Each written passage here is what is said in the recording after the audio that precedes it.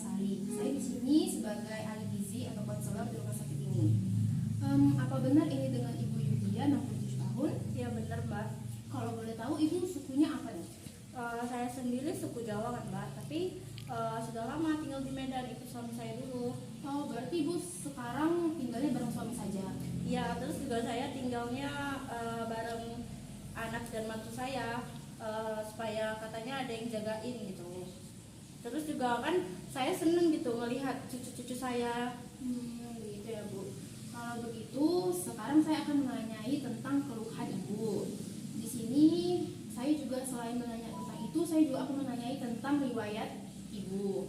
Nah, hasil-hasil cerita yang Ibu sampaikan kepada saya akan saya jaga kerahasiaannya. Apakah Ibu bersedia? Ya, bersedia Mbak. Di sini saya juga sudah mendapatkan data antropometri Ibu dengan berat badan 50 kg dan tinggi badan 156 cm beserta dengan data biokimia Ibu. Profes. Baik, sebenarnya kalau saya boleh tahu, apa yang mendorong Ibu untuk melakukan pemeriksaan kesehatan ini? Jadi begini Mbak, 2 bulan yang lalu itu saya ngerasain kayak sakit kepala, terus juga jantung saya tuh berdebar cepat gitu. Jadi dada saya tuh kayak terasa nyeri gitu. Terus juga saya cepat capek Mbak. Padahal kerjaan saya tuh cuman duduk-duduk nengok cucu. Oh, gitu ya. Lalu apakah Ibu ada merasakan keluhan lain? Keluhan yang bagaimana ya Mbak? Misalnya Ibu ada merasakan sakit di bagian organ tubuh yang lain, tapi di luar yang Ibu bilang tadi. Tidak sih Mbak, cuma itu aja. Oke, cuma itu aja ya Bu. Kalau boleh tahu bagaimana pola makan Ibu sehari-hari? Kalau pola makannya seperti pola makan itu seperti apa Mbak? Jadi pola makan itu adalah kebiasaan makan kita. Misalnya kita sarapan jam berapa, terus sarapan apa, begitu Bu. Oh iya Mbak, jadi kalau misalnya makan pagi itu biasanya saya sarapan bareng anak dan mantu saya. Jadi kayak sarapannya itu makanan yang mudah dimasak gitu, kayak sandwich isi telur. Terus juga mie instan juga kadang-kadang saya makan. Terus juga saya mengonsumsi teh sama kopi sambil duduk-duduk di teras gitu kan. Itu aja sih Mbak. Oh gitu ya. Kalau boleh tahu nih, kan Ibu tadi ada cerita kalau Ibu sering mengkonsumsi sandwich, mie instan, atau makanan cepat saji lainnya. Biasanya seberapa sering Ibu mengkonsumsi makanan itu? Bisa dikatakan sering sih Mbak, mungkin seminggu bisa 3 kali gitu. Soalnya anak saya itu kerjanya pulang larut, jadi nggak sempet masak gitu. Terus saya juga kadang masak ikan asin karena itu mudah dimasak gitu. Nah, Bu Yudia ini suka makan buah dan sayuran nggak? Kalau suka sih biasa aja Mbak, karena saya jarang ada waktu juga untuk masak, jadi ya begitu. Terus kalau untuk buah itu, kalau misalnya buah ada di rumah ya itu yang saya makan. Sekarang saya mau nanya Ibu, seberapa sering Ibu berolahraga?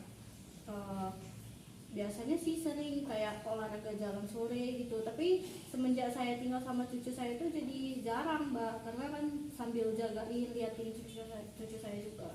Oke. Lanjut ke pertanyaan riwayat keluarga nih ya Bu. Apakah orang tua atau saudara Ibu memiliki riwayat penyakit? Ada Mbak, ibu dan nenek saya itu terkena hipertensi. Baik Bu, jadi setelah tadi kita sudah berbincang-bincang tentang pola makan Ibu, tentang riwayat, tentang aktivitas fisik. Nah, saya akan menjelaskan sedikit mengenai data-data dan berkas yang sudah Ibu bawa. Di sini bisa kita lihat bahwa data antropometri Ibu itu dengan berat badan 50 kg dan tinggi badan 156 cm. Nah, ini tuh termasuk ke dalam kategori normal karena dari hasil ini kita bisa mendapatkan IMT yaitu 20,95 dan masih termasuk ke dalam kategori status gizi normal. Lalu saya juga mendapatkan data tentang tekanan darah Ibu yaitu 155/95. Nah, ini tuh termasuk ke hipertensi stage 1. Berdasarkan cerita yang Ibu sampaikan juga nih dari saya, kenapa Ibu bisa didiagnosis hipertensi stage 1 ini? Karena Ibu ada cerita tentang Ibu mengkonsumsi makanan cepat saji seperti kentang, burger, mie instan. Kita tahu bahwa makanan-makanan itu mengandung natrium yang tinggi. Juga Ibu cerita bahwa Ibu tuh punya riwayat penyakit hipertensi dari keluarga Ibu. Nah, Hipertensi ini juga bisa menjadi pendukung kenapa ibu juga bisa terdiagnosa hipertensi step 1. Jadi ada nih beberapa alternatif solusi yang bisa saya berikan kepada ibu untuk menurunkan tekanan darah ibu. Di sini ada beberapa alternatif solusi yang bisa saya berikan kepada ibu untuk menurunkan tekanan darah ibu.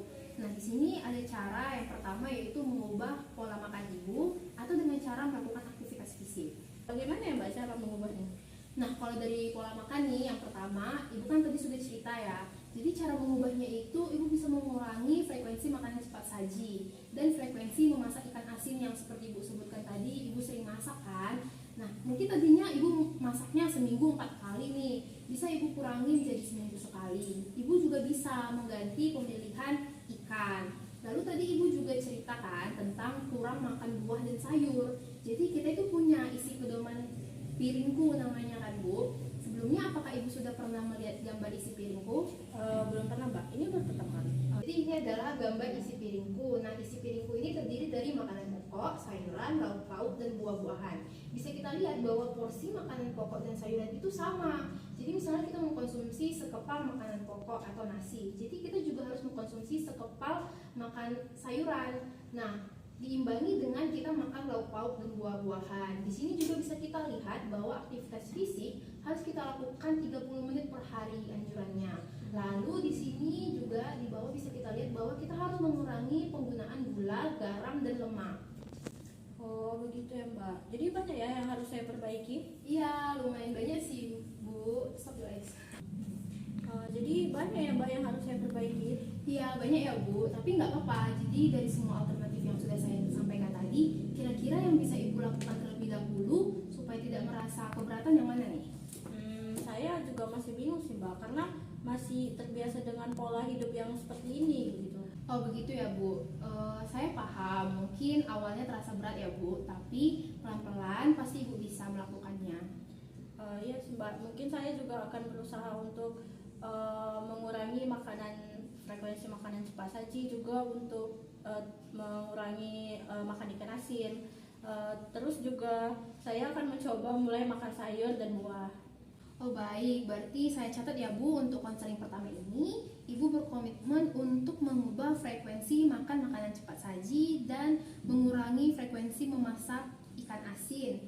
Juga Ibu berkomitmen untuk mencoba masak sayur dan memakan buah. Kira-kira komitmen perubahan apa nih yang mau Ibu coba ubah dari sisi makan makanan cepat saji dan ikan asinnya?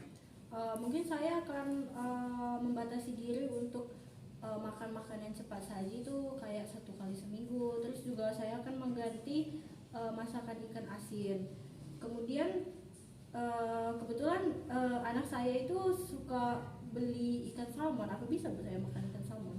Oh, ikan salmon ya Bu. Kebetulan juga nih Bu, ikan salmon ini bisa Ibu jadikan alternatif untuk dikonsumsi karena salmon itu mengandung protein yang tinggi dan juga dapat menurunkan tekanan darah.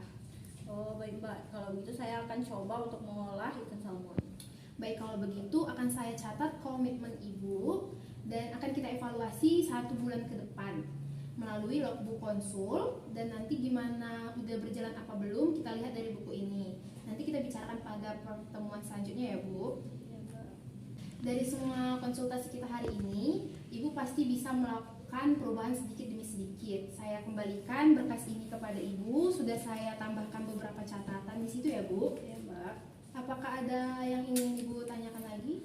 Sepertinya cukup itu saja sih Mbak. Semoga Ibu bisa mengatur pola makan Ibu sama seperti yang saya katakan tadi. Jika Ibu mengalami kesulitan-kesulitan, Ibu bisa menghubungi